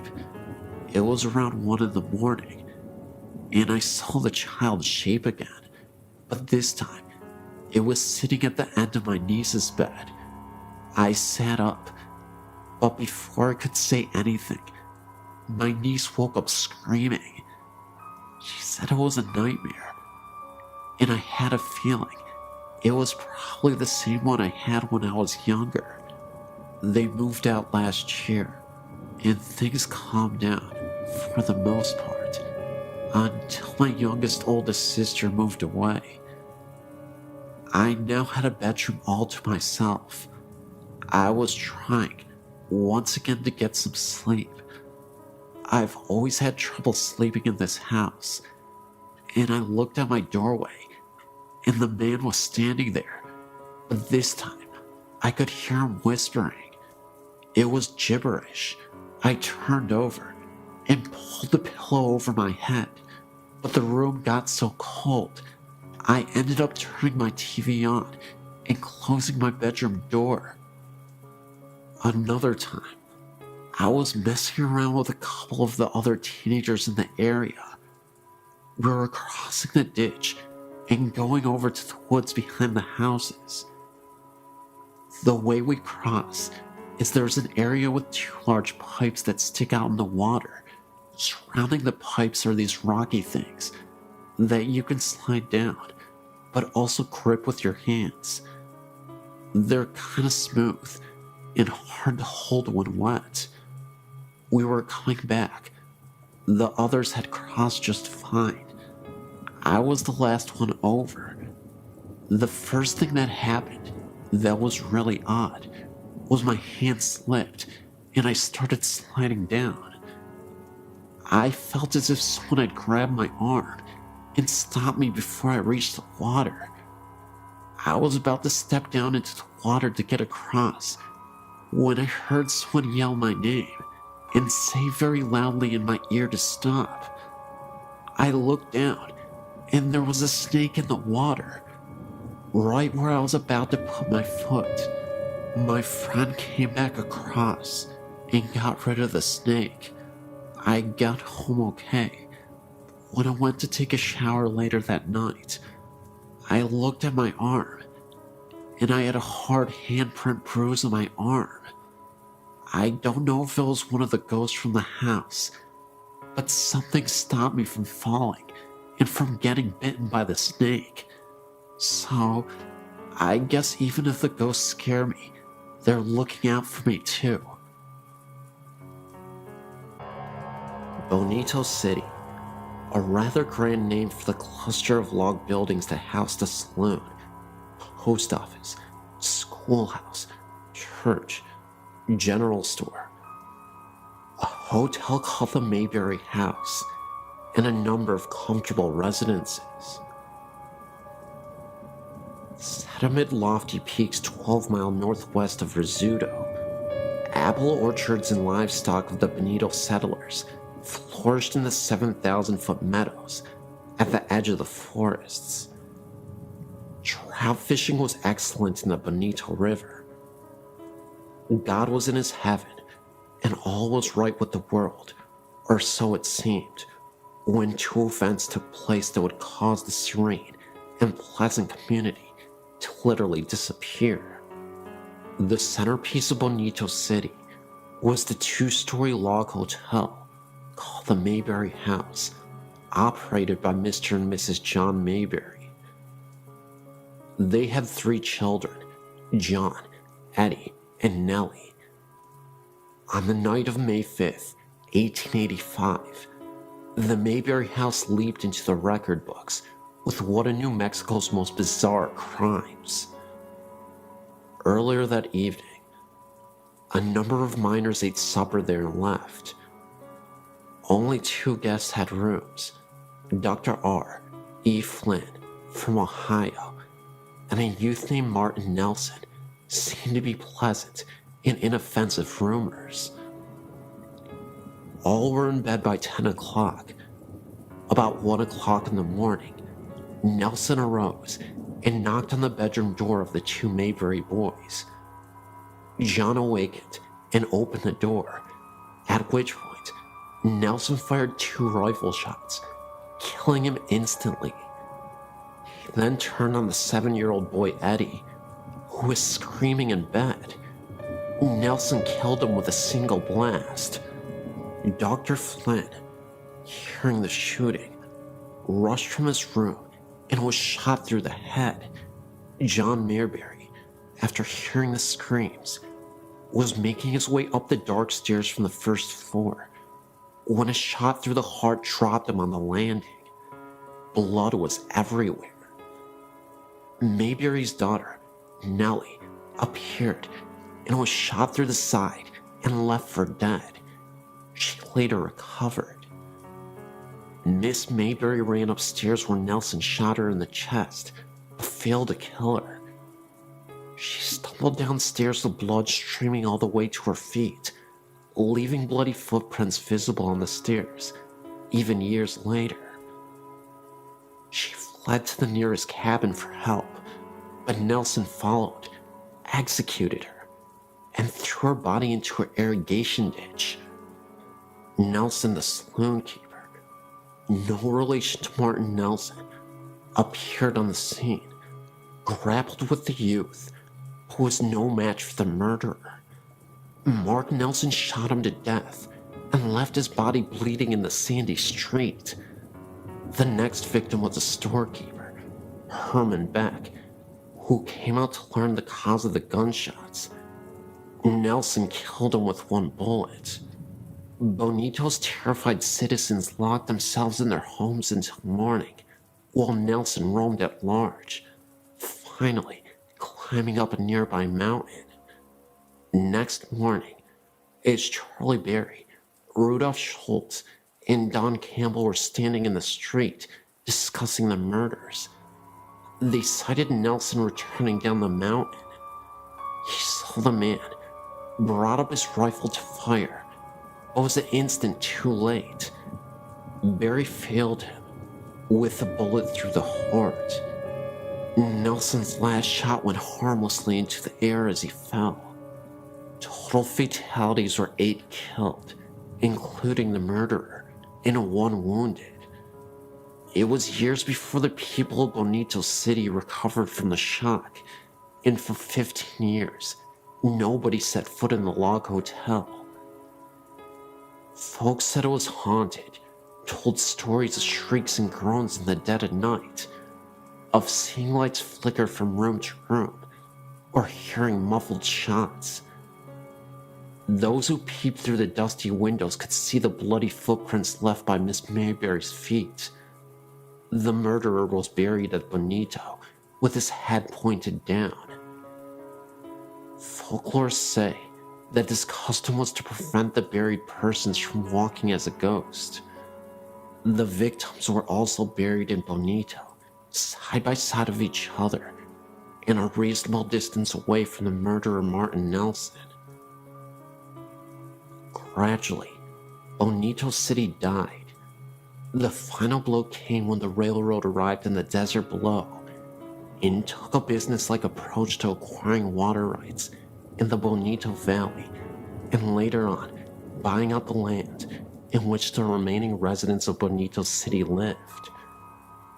In 1930, Bonito Dam was built by the Southern Pacific Railroad. The remains of the victims were moved to Angus Cemetery. A large stone marks their resting place, and as for Bonito City, it is presently resting under 75 feet of water that is now known as Bonito Lake. Since then, Bonito City has become an old memory and a murder mystery of the past. Some people have claimed that during a well-moonlit night, they can see the top of the church steeple shining below the serene resting water of the night. Is it really the church steeple being seen 75 feet below the water's surface? Or is it a haunting image, reminding us of the presence of the city below? You decide.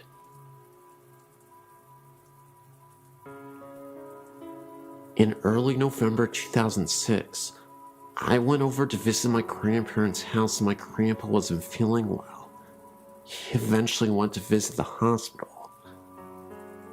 I thought he would just get out in a day or so, because he survived a heart attack before. For the first few days I wasn't worried at all, but after a week in the hospital, I was getting a little worried. About 2 weeks later, he passed away. I was absolutely devastated. Before his funeral, his brother and sister came down to visit. While they were sleeping in my grandparents' house, this is 2 days after he had died, my uncle was leaving. He looked back to see if things were alright, and saw a rather tall figure, wearing a hat, walking in a room. At first he thought it was my grandpa's brother Robert, but he was fast asleep in a different story of the house. He went looking in the room, and the ghostly figure was gone. We all think the figure was our grandpa. He was about 6'1", and always wore a hat. Every time my grandma went to go get food, or to pick up my little cousins, we would get a feeling someone was watching me, but in a good way. In early December, I was decorating the Christmas tree, and I saw a face peek out at the top of the stairs at me. It looked exactly like my grandpa, a few years before he died. It kind of feels like a little bit of him follows every one of us.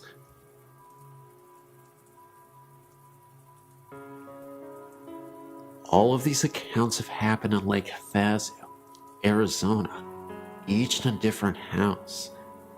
My mother and I were driving around town, looking for a house to rent, when we found a large house in Bayou Drive. This house was an old bluish color, with vines creeping up the outer walls and into the fireplace, with a large overhang on the front porch. As soon as we started walking up the driveway, a very strong feeling of dread started to creep through my body. I really liked the house, so I ignored the feeling and continued into the backyard. As I entered the backyard, I remembered a dream many months before. The exact backyard was in my dream, and the images of death and demons filled my mind. My mother had the same feeling, so we left without another word, deciding that a door had opened and a demon was dwelling inside the house. We moved into a different house where everything felt normal at first. We lived there for 7 years. I soon felt eyes watching me in the shower, which then led gusts of freezing angry wind rushing past my face and arms. Later I learned my mother was going through the same events, only she experienced only one of the gusts of wind. When we started talking about moving out of the house, things got worse. My mom once felt a figure sit down on the bed beside her and saw the indentation of the person on the bed. There were no dogs in the room, and the entire house was asleep. I saw blinds move with nothing in the room, and a shadowy figure walk across the kitchen. I was cleaning out a house, just about to move into it, when I repeatedly saw a figure of a little girl out of the corner of my eye. I could sometimes hear her talking softly to no one in particular. Later investigation proved that a little girl had drowned in the pool years before.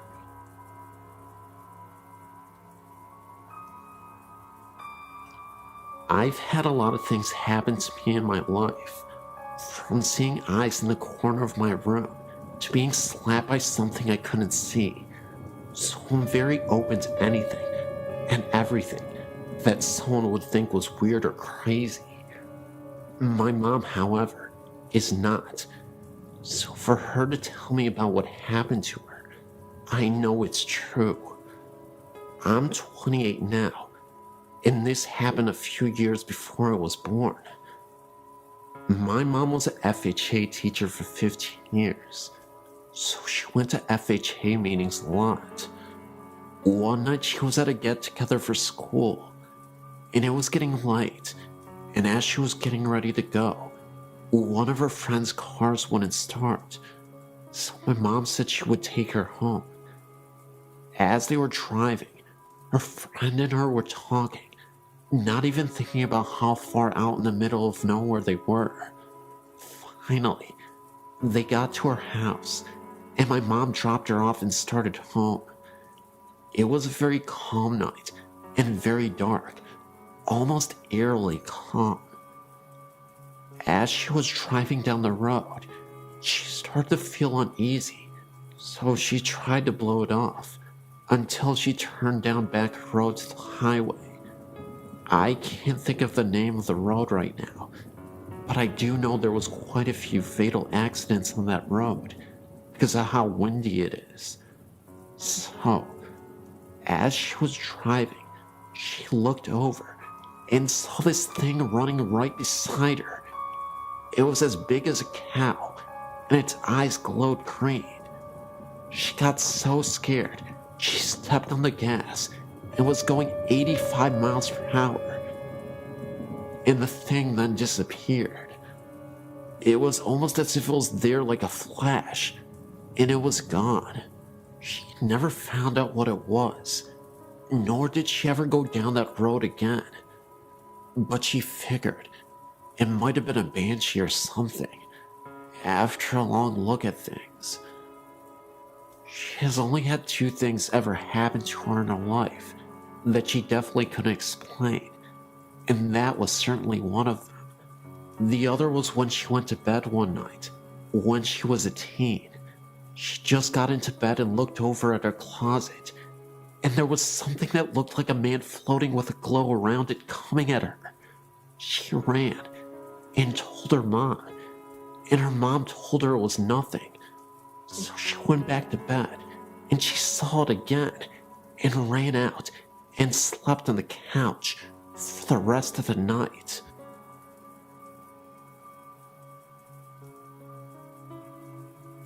I'm a clairvoyant, and I'm used to not being alone. The last house I lived in had a number of distinctive entities, and will only share a couple of my experiences with you now. There was a young girl, probably around 4 or 5, who was very prevalent around the time my son was 3. One night, I had a contact dream. Usually my dreams are surreal and nonsense, but when I contact someone, they're usually set in whatever house I'm in, and are more out-of-body experiences. I walked to the end of my hall and looked through the dining room into the kitchen, and there was a small girl with waist-length dark brown, not black, wavy hair. She had a flowered white nightgown on, and she was pushing buttons on the microwave. When I asked her why she was here, she quickly, and I mean quickly, like Japanese horror across the room in a blink quickly, came up to me. I crouched down, but I couldn't see her face, and somehow I knew she had been badly injured.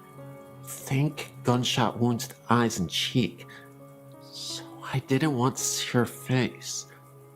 I explained to her that she needed to move on and go into the light where her family was waiting, and then I walked back to my room with her following behind me.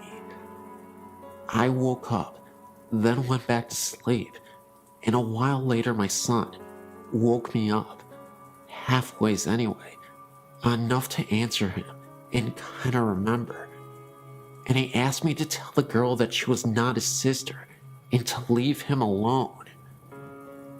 I told him to lay down in my bed and explained to her she was about 3 feet away, that I'm not her mother, and that she needed to move on, that it wasn't her house anymore.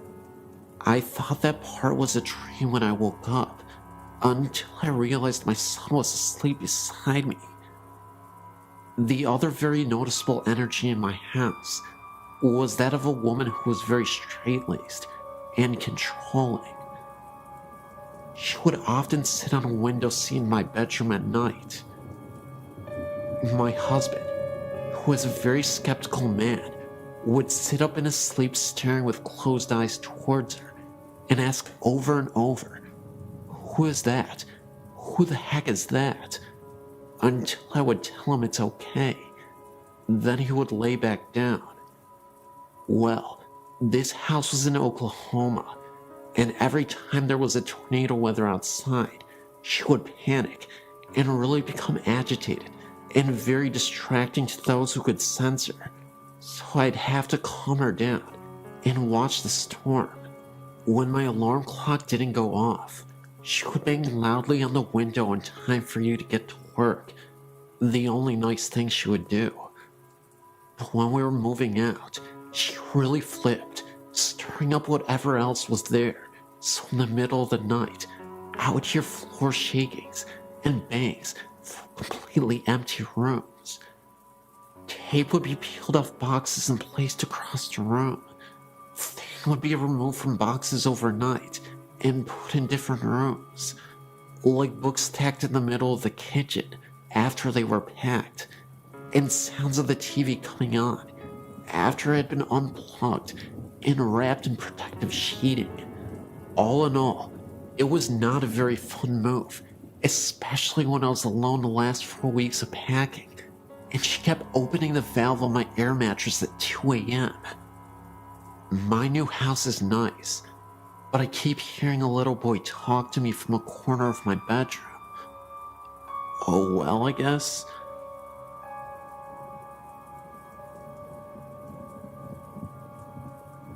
I'm 25 now, and have had strange experiences which, though I'm very analytical and skeptical, can't seem to find out how, or why, or what these things were.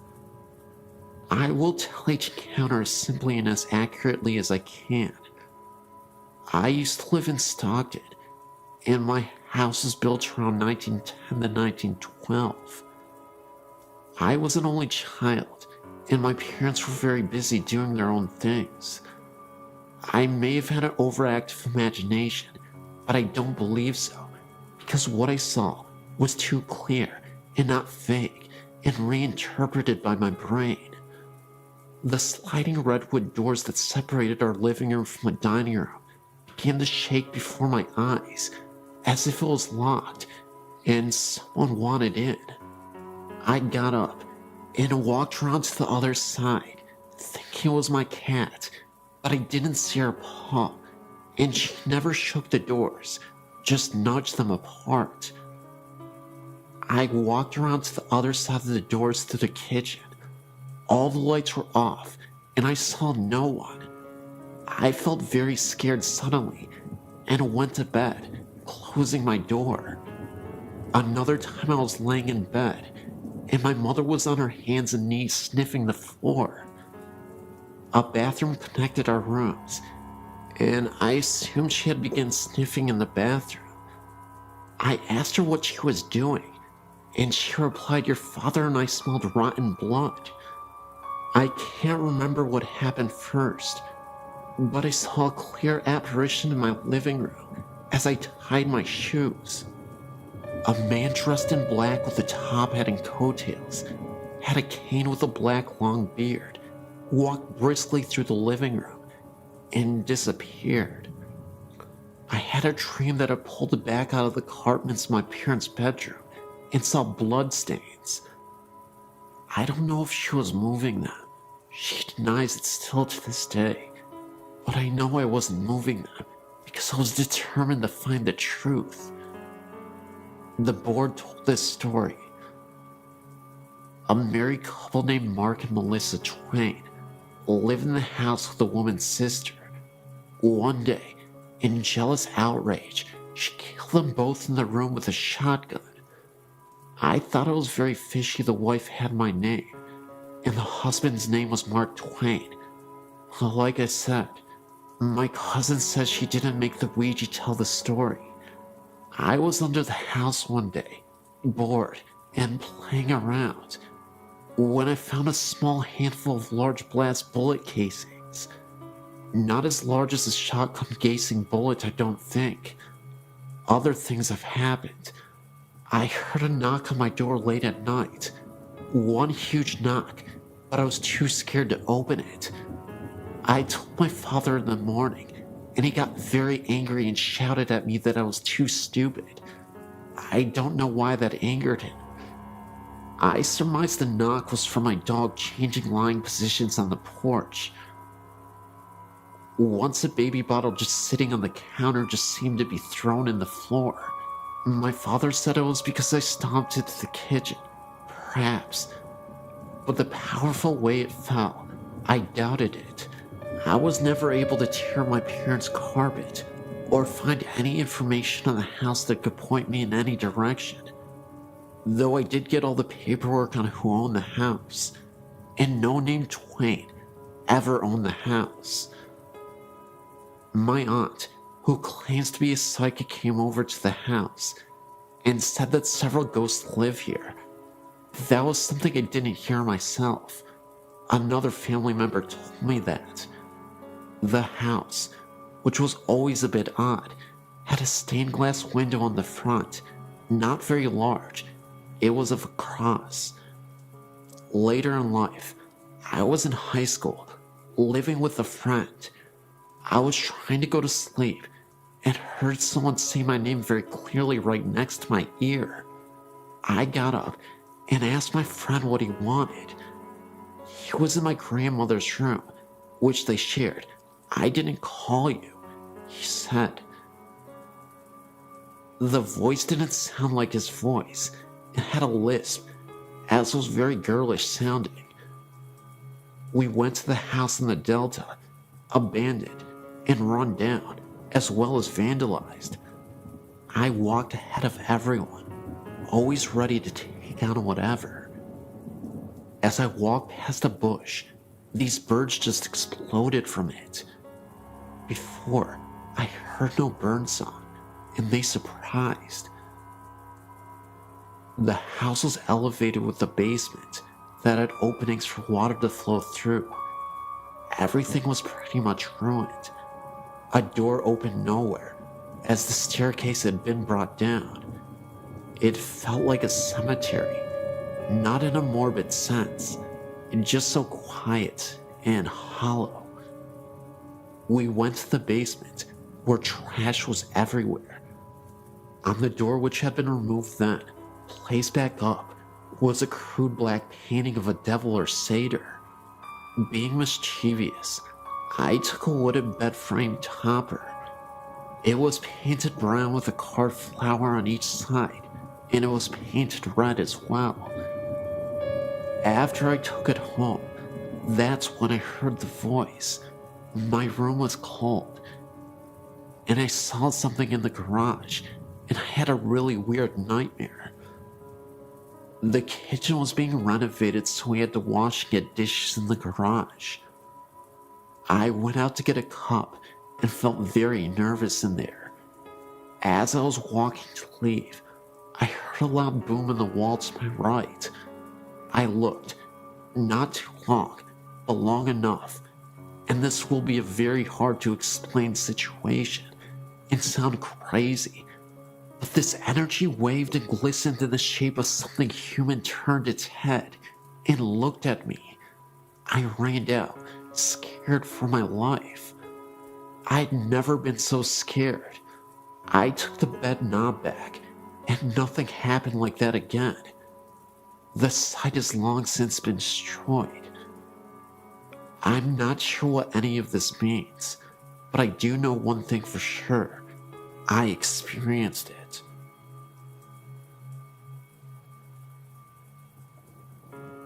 Both of these accounts took place within the same week of each other, happening to my brother and I when we were on vacation in London. The Hyde Park ghost. I was on vacation with my family in London for Thanksgiving, 2001. About 10 in the morning on Thanksgiving Day, we decided to go for a walk around London, starting with Hyde Park, which was about 3 blocks from the hotel. The park was beautiful against the autumn sky, and both my brother and I found it strange how time seemed to skip, as the park just like kitty corner from a highly modernized tourist strip. As we waited on the corner for our parents to catch up, I turned to see a great black carriage standing behind us, pulled by a glamorous looking brown and white Clydesdale. I tugged on my older brother's jacket and pointed, and we watched it for a while, thinking it was the coolest thing we'd ever seen. Others in the park didn't take much notice of them at all, walking by in a hurry to get wherever they were going, or that's what we figured. My brother, having his camera with him, took a picture of the carriage and the driver, a slightly portly man with a contented smile and a formal air. He looked at us as my brother snapped a picture, and I felt an unexplainable tingling. Shrugging it off as the autumn weather, I continued to watch the driver. Our parents called our names, and we turned back to look at them, agreeing that we should all go for a ride in the carriage. My mom asked what we were looking at, and I turned back and pointed. What happened next is the strangest thing I've ever experienced. There was no carriage standing on the corner with us. My brother just looked as puzzled, and we continued the search about the corner, thinking it must have driven off after we turned to look at my parents. But the carriage, driver, and horse were nowhere in sight. I found it odd also that we had not heard them drive off, as one would think a horse walking on stone could not be terribly quiet. A week or so later, we got the film developed. My brother and I searched through the pictures at least 3 times, trying desperately to find the one he had taken off the carriage.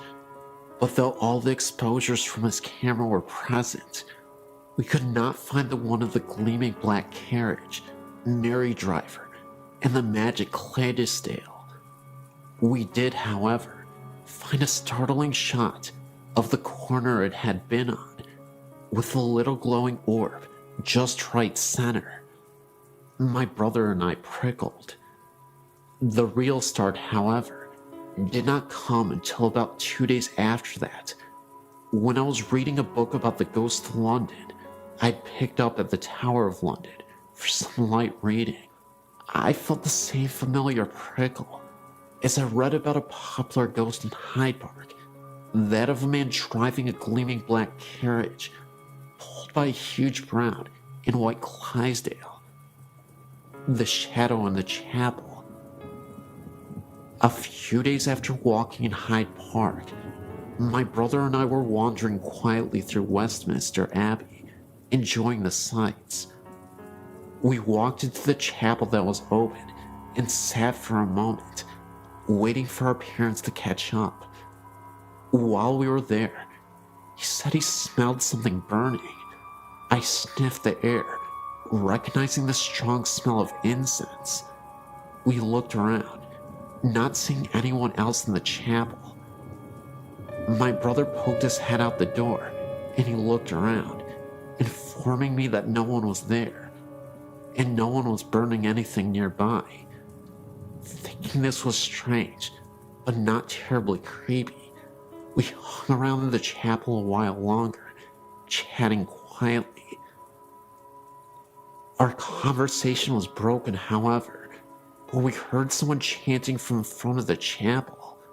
We jumped, thinking we were alone.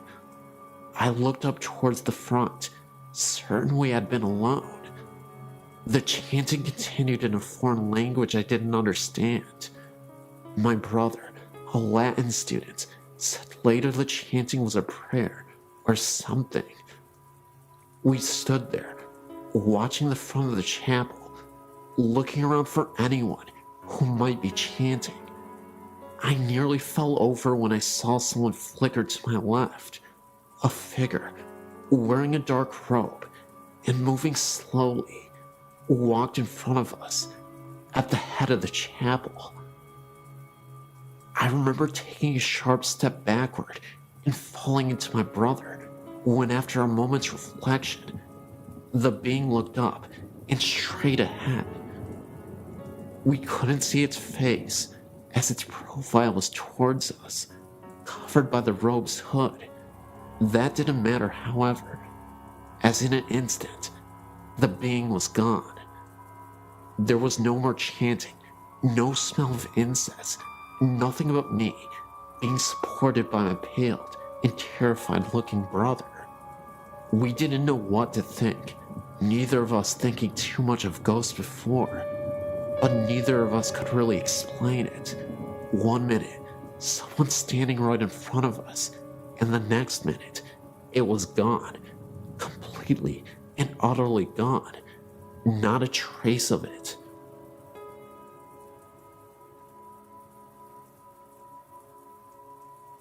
First story. I was 11 when this happened. I was spending the night at my best friend's house.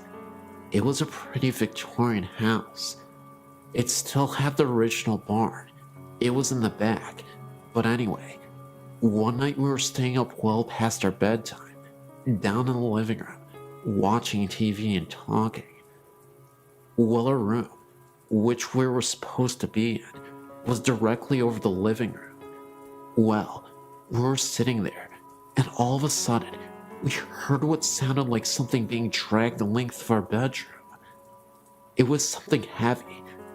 We were so scared, so we stopped talking and muted the TV to listen. It sounded almost like a dead body. All you could hear was thump, thump, slide, thump. It was freaky. We checked on everyone, and everyone was asleep. And my second story. This is my fiance's story. He's in Germany right now. He would probably be mad at me for telling this, but I have to, because it scared me. Anyway, he's not the type of guy to get scared very easily. He doesn't believe in ghosts. We live in a town called Tacoma. It's south of Seattle. Anyway, A port town of Tacoma is Lakewood.